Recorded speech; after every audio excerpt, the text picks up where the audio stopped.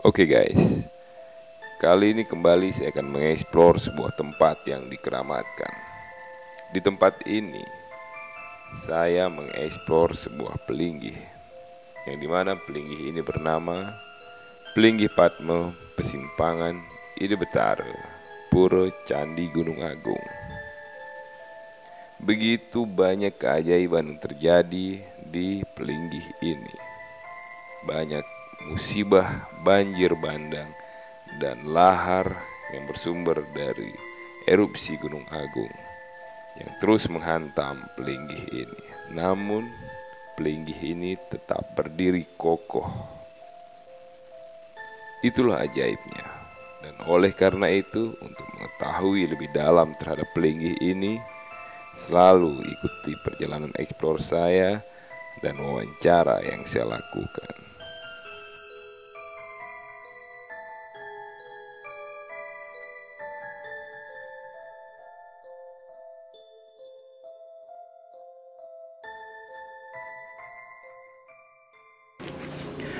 Oke guys, ketemu lagi dengan saya, Mangiri Channel.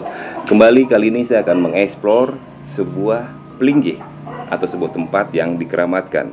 Saya langsung saja terkait dengan pelinggih tersebut, saya akan melakukan sesi tanya jawab kepada atau dengan narasumber yang terpercaya. Kita langsung saja dan saya akan perkenalkan kepada kalian semua. Om Swastiastu. Boleh perkenalan dulu Bapak, cara Bapak kira Pak? Nama Titian Pak Ketut Uke sekalian Indonesia dan Desa dan Pak Ketut, kita setiap panggil Pak Ketut manteng Iya. Pak Ketut selaku juru bendesa di Banjar Nangke, tepatnya niki di Desa Napi niki Pak. tepatnya Desa Dinas Buah Negeri, Kecamatan Bandam, Kabupaten Karangasem. Nggih, semua niki Pak Ketut. Jadi pun niki Pak Ketut, niki tiang langsung saja terkait dengan tadi tiang dapat mengeksplor sebuah pelinggih. Sebuah pelinggih yang terletak di tengah-tengah sungai atau tukat kalau di bahasa Balikan, dan itu sungainya itu menurut yang itu kan banyak sekali batu-batuan, material-material yang sumbernya terus terang saya tidak tahu. Nanti Tia akan tanyakan ke Pak Kenten Bangis. Jadi pertama kali sebelum Tia akan menanyakan lebih lanjut terkait dengan pelinggih tersebut, bisa Pak Tut jelaskan pelinggih niki lokasinya apakah sama dengan lokasi yang Pak sebutkan tadi atau di lokasi yang berbeda? Silakan. Pelinggih yang Bapak tanyakan tadi itu adalah pelinggih pas di tengah-tengah sungai yang notabene luar biasa besarnya dan sampai ke puncak hulu sungai itu. Namun sampai saat ini pelinggih itu tetap tegar, tetap tidak bisa digoyahkan oleh banjir. Karena apa? Latar belakang daripada pelinggih itu adalah didirikan sejak tahun dan membangun Pura Pusah dan Pura Penataran Agung. Tepatnya sekitar 2004. Artinya sejak tahun 2004 pelinggih niki didirikan. Artinya dibangun sebuah candi, katakan seperti niki Pak Tut. Nah, apakah sedurung pelinggih niki didirikan seperti candi, apakah itu memang sudah menjadi suatu kebiasaan masyarakat di sini untuk mengatur sembah di sana ataupun apa? Sebelum didirikan Candi utawi Pelinggih itu, memang orang masyarakat lalu lalang di sungai itu menganggap bahwa sungai itu ada yang menghuni. Satu-satunya yang menghuni itu adalah Betara di Gunung Agung, alias Betara Gede di Candi. Nah, namun sebelum didirikan Pelinggih itu hanya ada beberapa baturan-baturan, batu-batu tertumpuk. Di sanalah masyarakat kami lalu lalang meletakkan canang, menyembah Ide Betara di Gunung Agung dan Betara Gede di Candi, supaya mereka itu memohon keselamatan dalam rangka lewat pada sungai itu. Nah, pas pada waktu karya Pura Pusah dan Pura Penataran Agung yang kami empon di sini atas nama Desa dan Nangke, kami berniat untuk membangun Pelinggih itu berupa candi, berupa tugu. Itulah latar belakangnya. Jadi latar belakang seperti apa yang Patut jelaskan tadi. Jadi dengan kondisi seperti itu, akhirnya tahun 2004 didirikanlah sebuah tugu atau candi kan kita panggil. Nah, kembali lagi terkait dengan Pelinggih nih Pak. Apakah Pelinggih itu ada namanya Patut? Nah, kita. Pelinggih itu adalah Pelinggih Linggih hidup dari Gunung Sanggah Taksu. Sanggah ditukar Taksu Pelinggih itu. Padme. Pelinggih Padme namanya. Yang letaknya adalah ditukar Taksu. Sungai ini nyampe ke laut, nyampe ke puncak gunung. Tetapi setelah di bagian selatan itu bercampur dengan beberapa sungai. Oh, berarti itu dikatakan atau dinamakan sebagai Pelinggih Padme. Pelinggih Pesimpangan, Pesimpangan. Pelinggih Pesimpangan Padme Betara Gunung Agung. Dan kebetulan pas kondisi posisinya itu ada di tengah-tengah sungai Taksu yang bernama Sungai Taksu. Nggih, Patut. Kita lanjut kembali terkait dengan Pelinggih nika. Yang pernah membaca di sebuah artikel bahwa Pelinggih itu karena kondisi posisinya itu terletak di tengah-tengah sungai, kemudian berita yang tiang baca itu pernah terjadi kayak banjir bandang atau banjir tiang tenuning masih kan banjir apa saja. Nah, akhirnya kondisi di pinggir-pinggir daripada Pelinggih itu hancur. Namun Pelinggih itu saja yang masih kokoh. Itu menurut yang luar biasa, Pak. Itu bagaimana ceritanya, Pak? Patut silakan. Kami pun ataupun saya pun sebagai pendesa di sini atas nama masyarakat Desa Pakraman Nangke sangat heran juga tentang keadaan Pelinggih itu, yang mana Pelinggih itu adalah di tengah-tengah sungai. Artinya seolah-olah memang benar beliau yang menghuni, beliau yang bersana di sana.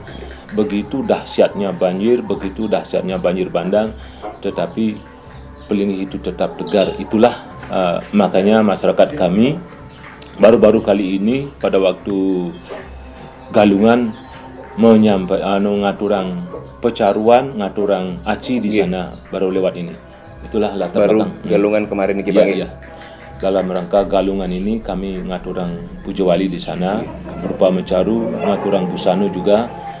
Harapan kami di wilayah masyarakat Nangke supaya ikut terlindungi oleh beliau yang melinggih di sana. Gitu. Jadi memang itu yang menjadi harapan kita bersama. Jadi semoga masyarakat, terkhusus masyarakat yang di desa Buwonogiri niki biar terlindungi semua dan secara umum masyarakat Bali kan kita Bang.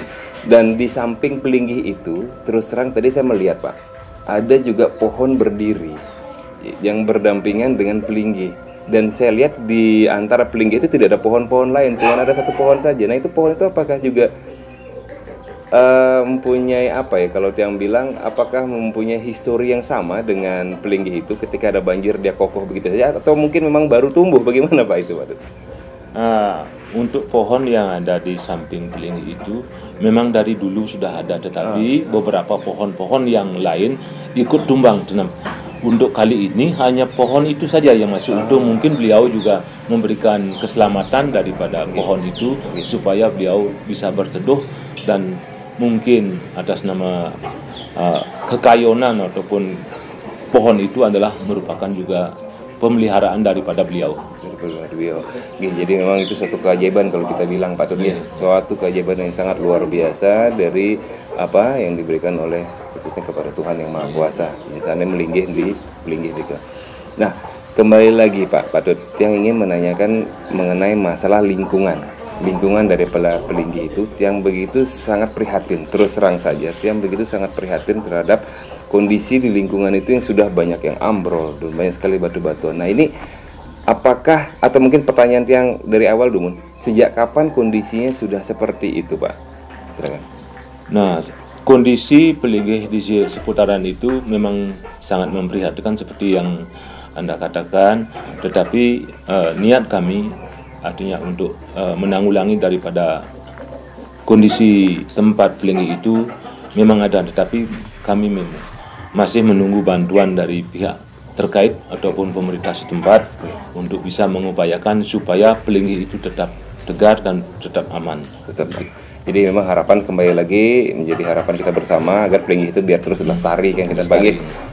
Jadi mengenai masalah lingkungan tadi seperti yang Pak Tut sudah katakan kan memang itu sudah memperlihatkan kepada kita itu sangat memprihatinkan dengan kondisi yang begitu sangat parah. Nah itu apakah sudah pernah disurvei atau mungkin sudah ada mungkin ya bisa dikatakan informasi-informasi bahwa akan ada perbaikan dari pemerintah atau memang bagaimana Pak Tut? Atau memang belum ini? Nah terus terang karena pemerintah masih banyak juga yang dipikirkan atau program-program pemerintah masih juga banyak. Untuk kali ini kami belum sempat untuk menginformasikan kepada pihak terkait. Hanya saja perbaikan jalan yang baru ini Bapak lihat pengaspalan baru, rencananya untuk mungkin tahun-tahun mendatang akan ada jembatan. Dan kami bermaksud setelah ada jembatan di sana kami akan mengupayakan Pelinggih itu supaya lebih tinggi daripada jembatan ataupun memindahkan Pelinggih itu ke tempat yang lebih aman gitu. Sangat luar biasa. Jadi memang sudah ada niatan yang sangat positif Panggih untuk memindahkan Pelinggih itu ke tempat yang lebih aman. Jadi kepada kalian yang melihat video ini baik itu dari kalangan swasta ataupun pemerintah, jadi harapan saya dan harapan kita bersama agar kalau bisa segera kita perbaiki, kita bekerja sama seperti biasanya. Saya ingin menghimbau kepada kalian semua, coba kita kerja sama untuk memperbaiki lingkungan daripada Pelinggih itu dan pada akhirnya memberikan dampak yang positif juga kepada Pelinggih yang tadi saya eksplor dan saya tunjukkan kepada kalian karena itu sangat luar biasa sekali. Kembali lagi terhadap Pelinggih Nike, sebelum Tiang tutup video ini, Tiang ingin menanyakan satu pertanyaan kembali terkait dengan Pelinggih itu. Nah, Pelinggih persimpangan yang tadi Pak katakan tadi kan kita bahwa posisinya itu ada di tengah-tengah sungai yang dimana itu menjadi suatu kebiasaan kepada masyarakat mengatur sembah drika. Nah, apakah ada karena Tiang tidak tahu, Tiang ingin bertanya ke Pak Tut selaku juru desa, apakah memang ada informasi bahwa Pelinggih itu selain kita memohon untuk karena lewat biar lunas keselamatan, apakah memang ada permintaan khusus untuk menyembah di Pelinggih ini ke Pak Tut? Untuk permohonan secara khusus nampaknya seperti tidak ada.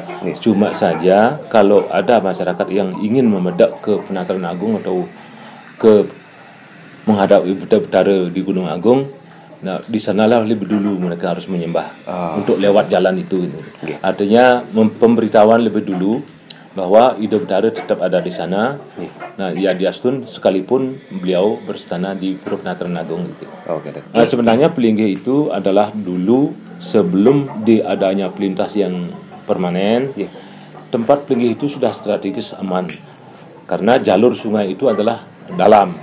Setelah ada pelintas yang seperti ini, barulah Pelinggih itu seolah-olah datar.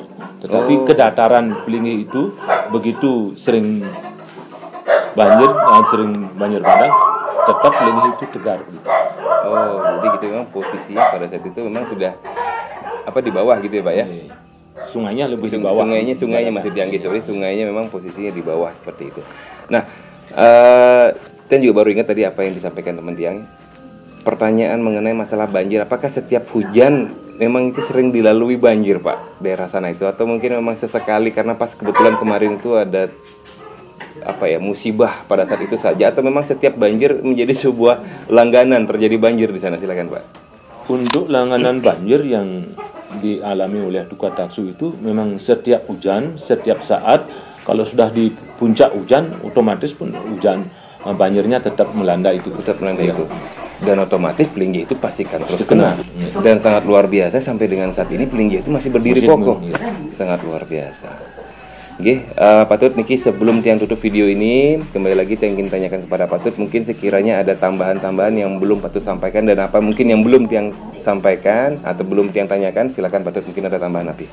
Tambahan kami sebagai pengempon ataupun penghulu desa Pakraman di sini, harapan kepada umat sedharma untuk memohon keselamatan pada umumnya adalah Bali, pada khususnya Kabupaten Karangasem, mengusus lagi Desa Pakraman Nangke untuk memohon kepada umat Hindu sedharma, memohon sumbangsih ataupun memohon bantuan bagaimana untuk melestarikan pura ataupun Pelinggih itu untuk ke depan, karena masyarakat kami di sini adalah masyarakat ekonomi ke bawah. boleh katakan 99%. Jadi di samping ngempon beberapa pura yang sangat besar, termasuk Pura Penataran Agung, Pura Pusah, Pura Dalam dan sebagainya, nah kemampuan kami belum sampai sejauh ke sana. Nah seperti kami katakan tadi, nah pihak terkait, umat sedharma, kami juga memohon kepada bantuannya untuk melestarikan pura itu.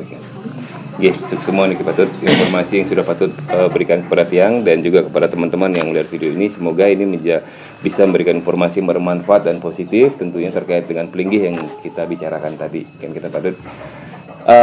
Jadi sementara itu aja guys yang ingin saya sampaikan kepada kalian. Sekali lagi saya sampaikan kepada kalian, semoga apa yang saya lakukan tanya jawab kepada Juru Bendesa Pak Ketut terkait dengan pelinggih yang berada di tengah-tengah Sungai Taksu yang mempunyai keajaiban luar biasa menurut saya.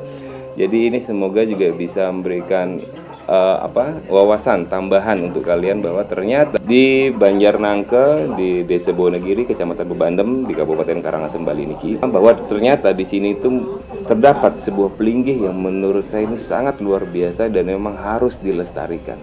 Oke, jadi sementara itu aja yang ingin saya sampaikan kepada kalian. Jadi selalu standby di Mengidik Channel, karena Mengidik Channel selalu memberikan informasi-informasi yang bermanfaat dan positif tentu untuk kalian terkait dengan tempat angker, tempat mistis, tempat keramat, atau tempat-tempat umum lainnya. Jangan lupa untuk support Mengidik Channel dengan cara memberikan like, komen, share link, dan subscribe. Sukses semua, patut. Kopinya dulu, kopinya. Sukses semua.